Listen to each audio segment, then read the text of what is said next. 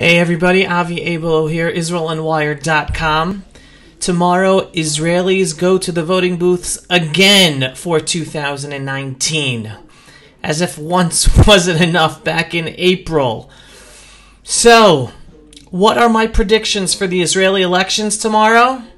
Very simple, folks. So simple. If Benny Gantz, the leader of the Blue and White Party, wins the elections tomorrow, the Jewish people and the state of Israel will survive the damage he and his government will do when they are in power. If Prime Minister Benjamin Netanyahu wins and is able to remain as Prime Minister for the state of Israel, Israel will continue to grow and remain a economic, technological, and military strong country holding its own and standing up for who we are and what we believe in on the global stage. That is my simple prediction. Who's going to get how many seats tomorrow? Who's going to be given the chance to make the first government? That I have no clue. But from the recent history, it is clear that those parties and leaders who are from the left, unfortunately, bring about more of a destruction to our state and to our standing on the world stage. Even though they are the ones who go to war more often than the right, that is something to also remember. But otherwise, they are appeasers and unable to stand up for our rights to our homeland, our rights to remain in our land, our rights to stand up and defend ourselves properly.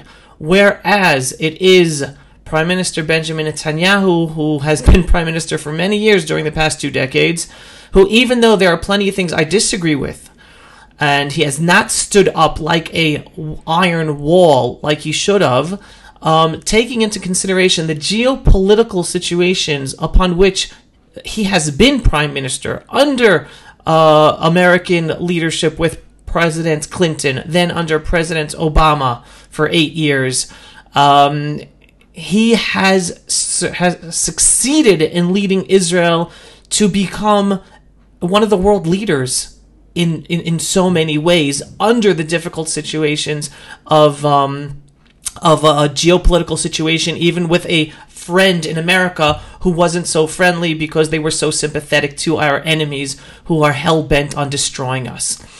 So that is the situation. And again, I was living here back in 1992, back when Prime Minister Rabin set up a far-left government, and the terror went to the heavens. The terror here was horrific, and the left called it, whenever a Jew was murdered, they called them a sacrifice for peace.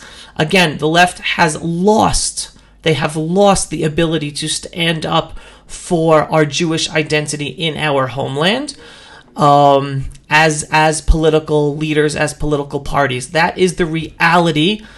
And if the left win, if Benny Gantz, as he says, he wants to set up a secular government pursuing the policies of the far left, which are anti-Jewish. You're talking about a Jewish party in Israel, Meretz, that is anti-Jewish, wants to pursue an anti-Jewish agenda here in our own homeland. If Benny Gantz becomes Prime Minister, even though he himself personally has an affinity to his Jewish identity, I do not believe he is far left. I do believe he is center. But the second he is Prime Minister with the far left in his government, and the Arab parties in his government, it will be a very, very bad state for the state of Israel that we will survive. All right? So I'm not the apocalyptic pundit in terms of whatever. Things will be bad, but we will survive it as we survived the Rabin years, as we survived the Ehud Barak years. Again, the left prime ministers have brought upon more danger, terror, and endangered Israel's position in the world, whereas it has been Prime Minister Benjamin Netanyahu, under all circumstances, that has helped grow Israel. So let's go deep dive into the election.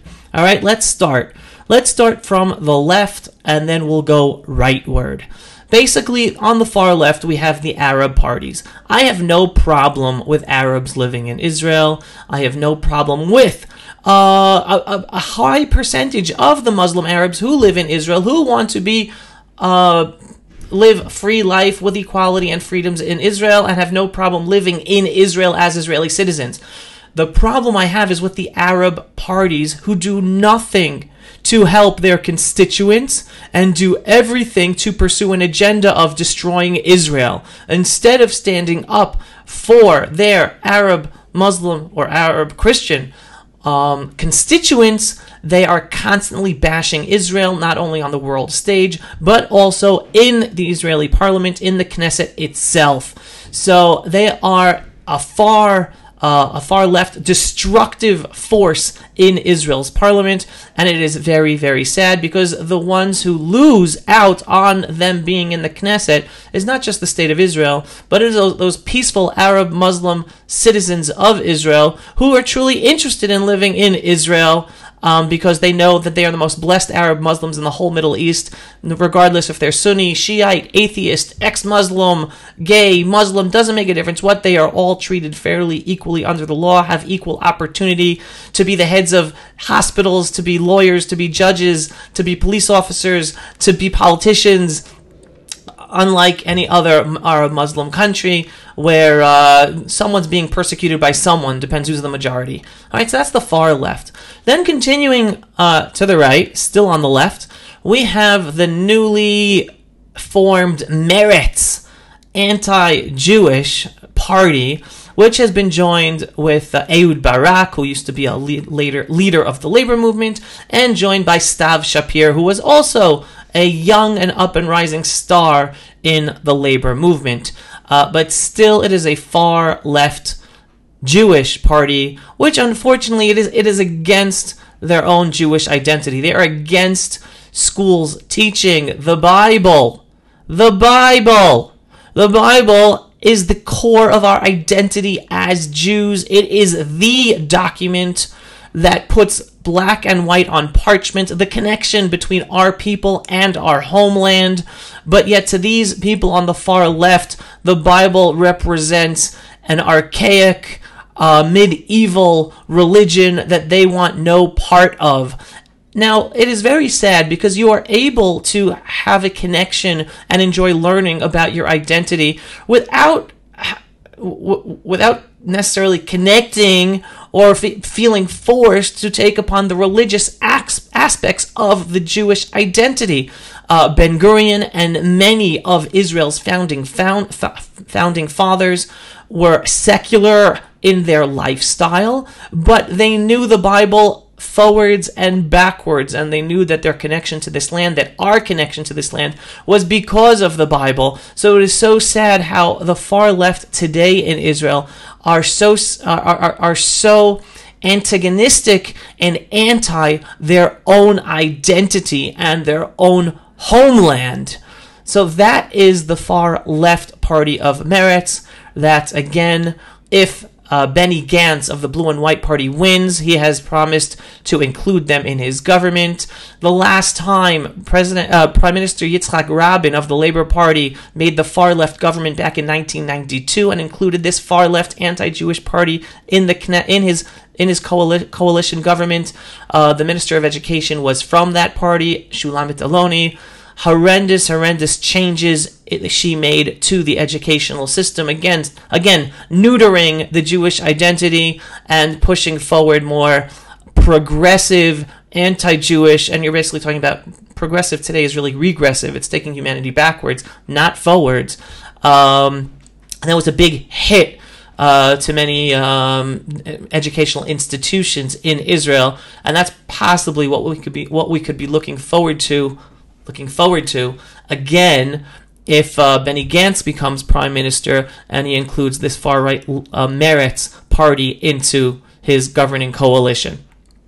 Next, again, still on the left, but a little more to the right, we have the Labour Party, still on the left. The Labour Party has gone through many changes. Believe it or not, right now the question is whether it's getting... It is the the historical founding party of Israel. Former Prime Minister Ben-Gurion was of the Labor Party. They ran the country for decades, basically until 1977. Still, just until recently, they were the only viable alternative to the Likud party to putting together a coalition and having a prime minister from their party. Things have changed.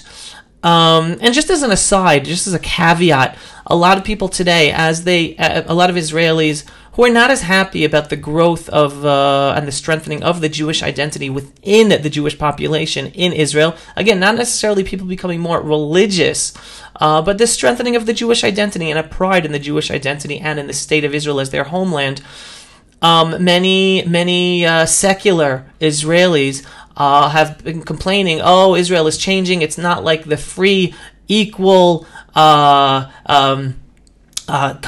that it was, that the founding fathers founded and established when Israel was established and was for many years.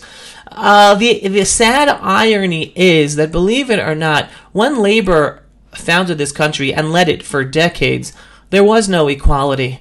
There was an ideological battle going on because the Labor Party were socialists, and this is a message to all those progressive socialists today. Socialists are basically fascists because they're the ones who shut down other opinions. They shut down their opponents. When Labor led this country, the revisionists who were their ideological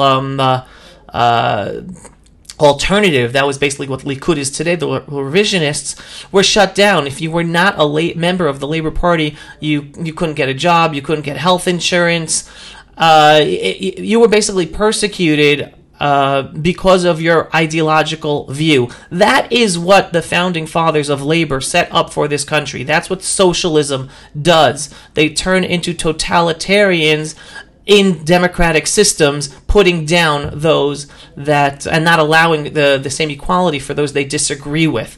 That's what the labor movement was for decades. So even though, yes, former Prime Minister Ben-Gurion gets a lot of credit for the establishment of Israel and how Israel was and how it grew initially, unfortunately, on the freedom level, on the equality level, the Labor governments successfully, under different prime ministers, under different leadership, were not the free and equal country that the secular Israelis today make it out to be. There is more freedom and equality and diversity and respect for all in today's Israel under a conservative leadership under Prime Minister Benjamin Netanyahu, with religious in the government, than there was under the secular socialist leaders of the Labor Party. In any case, today's Labor Party is in trouble. Don't know if they're even going to get enough votes to get into the Knesset. If they do, it's probably going to be a small party.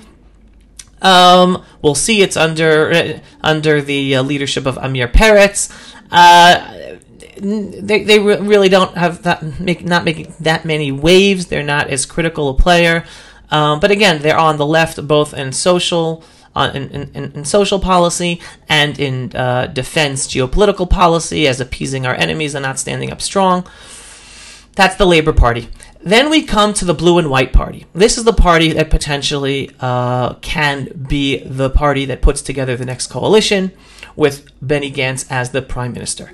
Now, those who do not understand, the Blue and White Party is actually a conglomerate of three smaller parties that all came together on one agenda item, which is an anti-Bibi, get rid of Bibi Netanyahu. So Benny Gantz, he's the head of he was the one chosen to be the potential prime minister, at least for the first 2 years, because there's supposed to be a rotation. He is a power of guy. He was an ex-general, not such a successful head of the Israeli army. He was a power of guy, nice guy, people like him.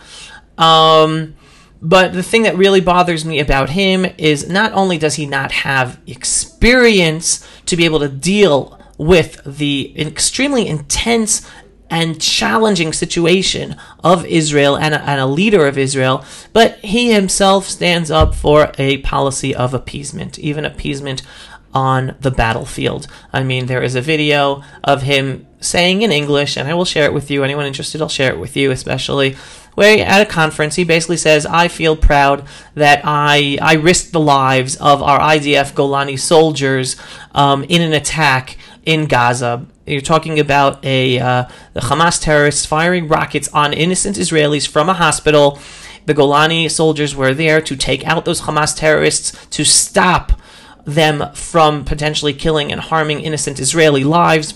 But Benny Gantz stopped the soldiers from doing anything, endangering their lives in the process because he was afraid of potential human shield civilians being killed, which is what Hamas was doing. They're using human shields in order to use their terror and kill us because they're playing off our humanity and morality. Unfortunately, it's an inversion of morality. You can't have a military leader who makes decisions like that because he is basically saying the lives of the terrorists is more important than the lives of Israeli citizens because we're not going to touch them because potentially innocent people will be killed. So it basically allows not only the terrorists to continue their terror, it allows innocent Israelis to get killed, and innocent Arab Muslims to get killed as well because they are being used as human shields. That is, he said on video, clear as blue for people to hear. That is not a person I can trust to be a leader, to be a prime minister, to be the head of an army. That is the way you lose your country, having such a leader. And that's why I believe he shouldn't be given the mandate to be the prime minister of Israel. And most people thinking of voting for him are not because they like him or they think he's going to be a great prime minister. It's because they hate Prime Minister Benjamin Netanyahu. So then you ask, why do so many people hate Prime Minister Benjamin Netanyahu? Is he such a bad guy? No, he's not such a bad guy. But especially for all of you who live in America, you can understand this. Just like the establishment, the media, the bureaucracy, the cultural elite, the academic elite all hate President Trump with a passion, and they use everything, and they use fake news to try to take down President Trump day after day after day. Well, you're talking about the same exact situation with Prime Minister Benjamin Netanyahu. He represents a conservative Jewish leader for the state of Israel. Even though he himself is not religious, he has a soft spot for the Jewish identity and our connection with the Bible. He's been a strong leader that has stood up against the threats from our enemies, stood up to the threats from friendly enemies like President Obama when he was the leader of America for 8 years. And he represents everything that the elites here in Israel who want Israel not to be a Jewish country, but for it to be a Israel, like France is to French, Britain is to British. They just want Israelis to be to Israel. They don't want Israel to be a Jewish country. You're talking about a small elite that do not have pride in their Jewish identity, and they have been for 2 decades trying to take Prime Minister Benjamin Netanyahu down using fake news, misinformation, disinformation. Is the guy a saint? No, the guy isn't a saint. Is he a fabulous leader? Yes, he is a fabulous leader, one of the most respected leaders on the world stage. But again, many people in Israel, they've just basically been brainwashed by the constant Bibi bashing over 2 decades that many people just want to get rid of him already, and therefore they're willing to vote for somebody who no experience whatsoever in politics, not such a great general, to potentially take over for him. All right, so again, that's the Blue and White Party. There are 2 other parts of the Blue and White Party. One is Yair Lapid's Yesh Atid Party, and he's supposed to be the rotation for the other 2 years of Prime Minister. Yair Lapid, also, he has played it as if he has a soft spot for the Jewish identity, but his father was anti-Jewish identity, who is also a politician. He has run on a ticket for years on being anti-religious. Also an appeaser, even though he's not necessarily a leftist. He calls himself centrist on geopolitical issues. Ultimately, as a appeaser, a believer in the two-state solution. The second somebody believes in the two-state solution, that means they are blind to the fact that the two-state solution is a solution to destroy Israel. That's what the two-state solution is. It's the Palestinian Authority was set up in order to destroy Israel. Yasser Arafat, Mahmoud Abbas, Hamas, Hezbollah, Iran, they are all using this Trojan horse of the Palestinian Authority and the foothold in Gaza to destroy Israel.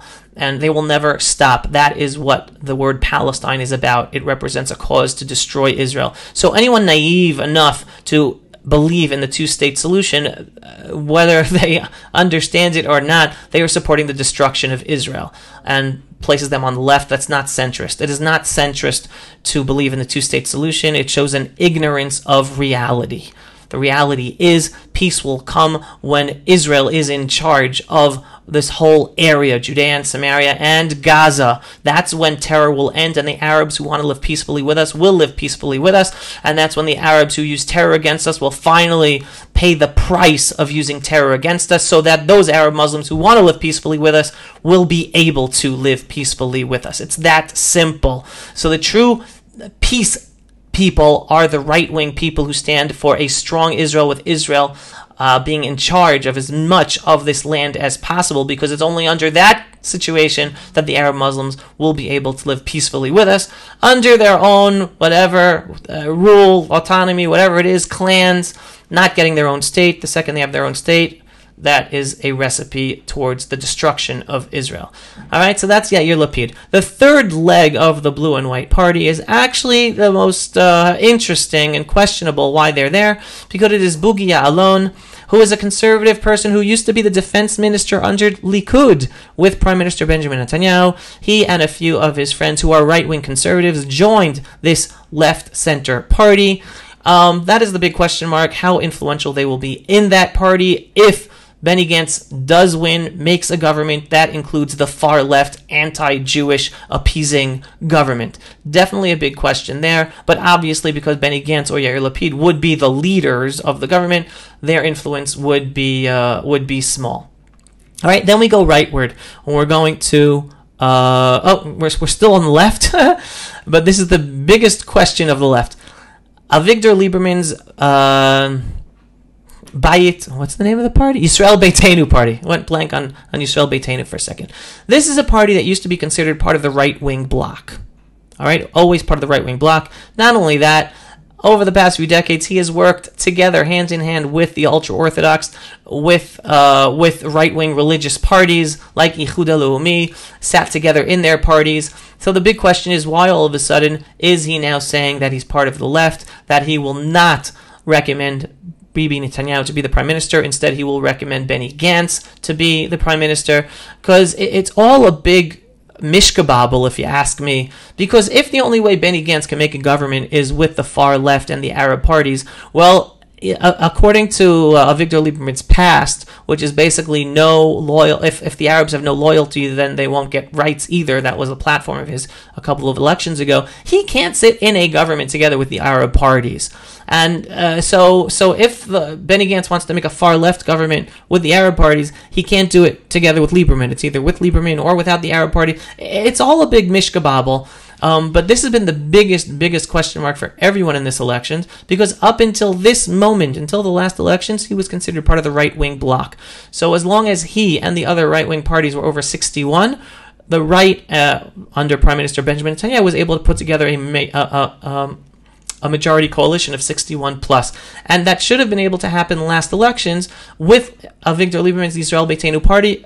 Netanyahu was able to have over 61 seats, but for whatever reasons, which we're not going to go into now, Avigdor Lieberman did not join the government. He's the one who caused new elections, even though we just had them in April. And the most ironic thing is the issue that he called new elections over. He didn't even make an election issue right now, which was a draft bill for the ultra-Orthodox. That was the issue. He forced new elections and did not join the government. And that really hasn't been brought to the fore as an election part of the as an election topic. Just ironic. All right, so big question: what's going to happen and how many seats he's going to get? Now we go to the Likud party. Prime Minister Benjamin Netanyahu is basically saying, help me become the biggest party. He wants to be sure to be asked to make the next government. And the big question is, will there be more than 61 potential seats within right-wing parties, not including Avigdor Lieberman's Yisrael Beitenu party, which the past number of elections, that has not been the case. It's always been over 61 because it included Avigdor Lieberman's Yisrael Beitenu party as part of the right-wing bloc. This is going to be the first time Bibi Netanyahu has to get 61 seats as part of a right-wing coalition, potentially, without Avigdor Lieberman's Yisrael Beitenu party. Big question mark if they will be able to do that. Obviously, if you ask me, I hope he does do that, and he wants to be the biggest party so that even if he's not able to make a right-wing coalition, he'll be big enough to be able to maneuver things and be able to take other people from other parties to put together a coalition. All right. Next, we go to Yamina, the rightward party. All right, the rightward party is in a jam because part of Bibi Netanyahu's electioneering of getting people to vote for him is saying, listen, guys, I need to be the biggest party. This is what he used in the last election also. Many people who would have voted for the Yamina party, which also is three little parties together, Bayit Yehudi, Ichud Leumi, and Yamin Chadash. Last election, those parties lost a lot of votes because people in the last second, even though they were going to vote for that party, they in the end voted for Likud and Prime Minister Benjamin Netanyahu because Prime Minister Benjamin Netanyahu said, well, I'm in trouble, I need the votes. So the question is, this time, are people going to fall into that same trap, say, you know what, I really wanted to vote Yamina, but I'm going to vote for Likud because Bibi Netanyahu says he needs me, because it's going to be, we're not going to have a right-wing government otherwise? Or are people going to say, wait a second, he would have been able to make a government last time if I had voted for Yamina. I'm going to vote for Yamina this time. I'm not going to vote for Bibi this time, even though he's saying he needs my vote. So the big question is how big the Yamina party is going to be. Obviously, the bigger it is, the more potential influence it can have on allowing Prime Minister Benjamin Netanyahu to stay and become as right a government as possible and fulfill the promises that he has said in terms of sovereignty in the Jordan Valley, northern Dead Sea area, areas of Judea and Samaria. The bigger the Likud is and the smaller that the Yamina is, and the potential that he can make a government without Yamina basically will allow Prime Minister Benjamin Netanyahu to take his time and not necessarily fulfill his promises fulfill them, right? And that's basically the message that the Yamina party is giving across. Interestingly enough, even though Prime Minister Benjamin Netanyahu this week made a historic announcement basically saying he will plan on applying Israeli law, sovereignty to the Jordan Valley, areas north of the Dead Sea, which is in Samaria, which unfortunately people call the West Bank, which there's no entity called the West Bank. That's a misnomer to disconnect the Jewish connection to our homeland. Even though this was a historic announcement, as a policy announcement, saying that's the direction of the policy Prime Minister Benjamin Netanyahu is going to go if he is given the mandate to form the next government, it was actually the leaders of the Yamina party, Naftali Bennett and Ayelet Shaked, who were the first ones to put together a political solution based on sovereignty in Judea and Samaria, in Area C of Judea and Samaria. I think it was back in 2011. I think it was back in 2011. So they are Naftali Bennett and Ayelet Shaked are the fathers and mothers, are the first political plan put in Parliament or before parliamentarians as politicians for a solution of Israel applying sovereignty in Judea and Samaria as the solution to moving forward so that we have a more peaceful region to replace the destructive two-state solution, which is really all about destroying Israel and not about a peaceful resolution to our conflict.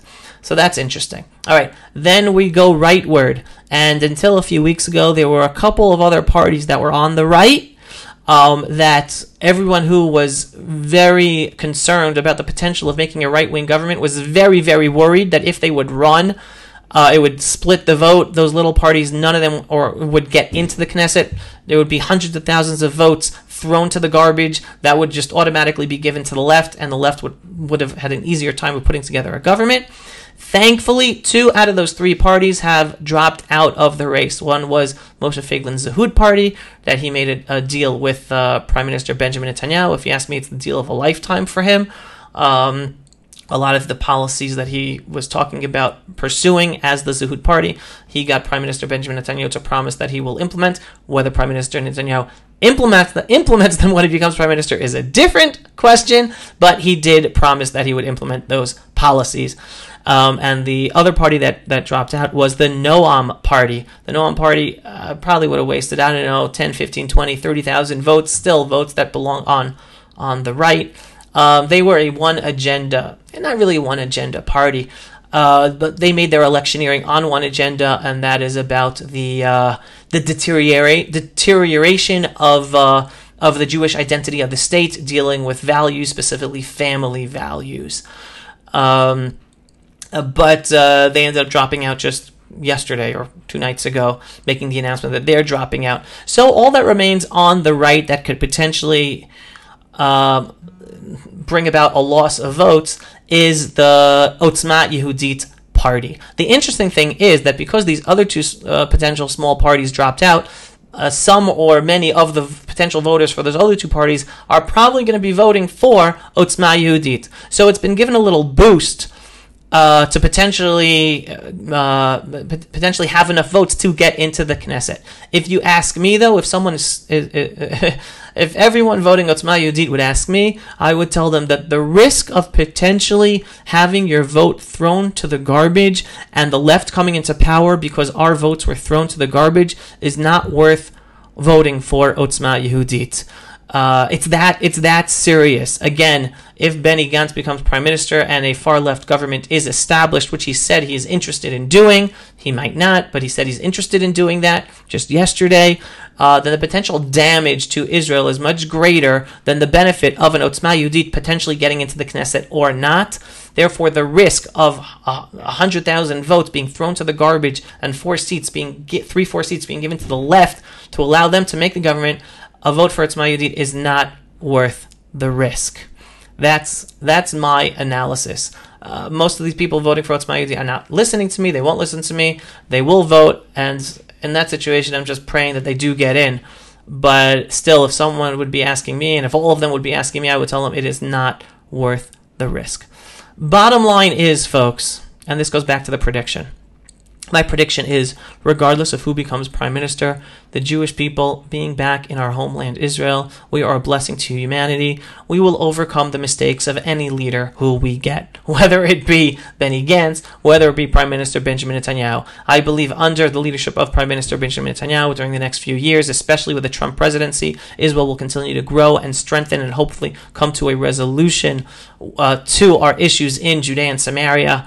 And get closer to ending the terror entities and the terror that we live under from those who call themselves Palestinian Arabs, even though they're all about destroying Israel. Unfortunately, if Benny Gantz, blue and white, win and they become prime minister, our situation will get worse, but we will survive it. Just as we survived the horrible years when Ehud Barak was prime minister, an appeasing leadership, appeasing our enemies, appeasing the world to carve up our land, give it away, and that just appeases them and enables them to use more terror to try to destroy us, as well as the Rabin years, horrible terror against us, the appeasing way. That's what a Benny Gantz government is going to do. Benny Gantz, Yair Lapid, Boogie Ya'alon would be in the inside trying to mitigate that damage, but I don't think he would be able to stop it. So again, I'm bullish about the Jewish people being in the land of Israel, regardless of the mudslinging and the horrible atmosphere of election season. Everyone putting the other group down. Most of the Jewish people in the land of Israel were more unified than ever before. And the headlines you see in the news and the sound bites you hear from the political leaders are not representative of the majority of the Jewish people here in the land of Israel. We are more unified. The Jewish identity is stronger than before, grows day by day. There are more ultra-Orthodox who work with secular. There are more ultra-Orthodox who go to the army. We're talking about cultural changes take time. Cultural changes take time. They're happening. We're becoming more and more unified every day. And we have to ignore the leaders who unfortunately cause more damage than good sometimes. I'm a big believer in small government, where the government should take care of what is necessary to protect the people, but let us live. And if the government would let us live and also get out of these religious state issues, we'd have a much better situation of being able to live together as well. And that's the biggest challenge for Israel, to define itself on a state level, how we ensure this dichotomy between our Jewish identity, the religious aspects of our Jewish identity that are supposed to be for us as a people, and integrate that at the state level for the whole country. That's a challenge. It's a challenge we have to work on. And we need leaders who are willing to work on those challenges. Not so simple, and it's not going to happen right now, and especially when we are threatened. The existential threats against us from Iran, their proxies Hezbollah and Hamas, and then the whole Palestinian Authority, and the whole cause of Palestine and the BDS, which is all about destroying Israel. It's hard to work on the religion state issues at the same time that we're trying to deal with, survive. And that's what it is. Israel is a miracle. The state of Israel is a miracle. The Jewish people are a miracle. And again, my prediction, we're going to survive whoever becomes prime minister. But Israelis, the most important thing is go out and vote. The biggest question mark about the elections tomorrow, which is why no one can really predict what's going to happen, is what going to be the voter turnout is. There's so much voter fatigue, election fatigue, because we just had elections in April, that we don't know who's going to be going out to vote. And that's the big question mark. Whoever gets more votes, more camps get more votes to go out and vote, then they'll get more votes and therefore more seats. I imagine that the numbers should be similar to the last elections, but again, it is all up in the air. It depends upon voter turnout.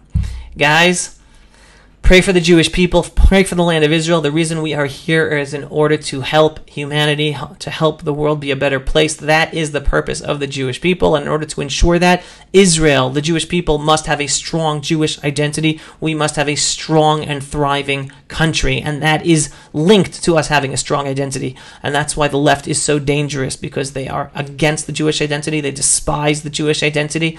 They neuter the Jewish identity. And when the left is in control, they're basically trying to neuter the Jewish identity of the state, which automatically weakens us on so many levels, and also because their appeasement, that weakens us also on a geopolitical, defense, security level.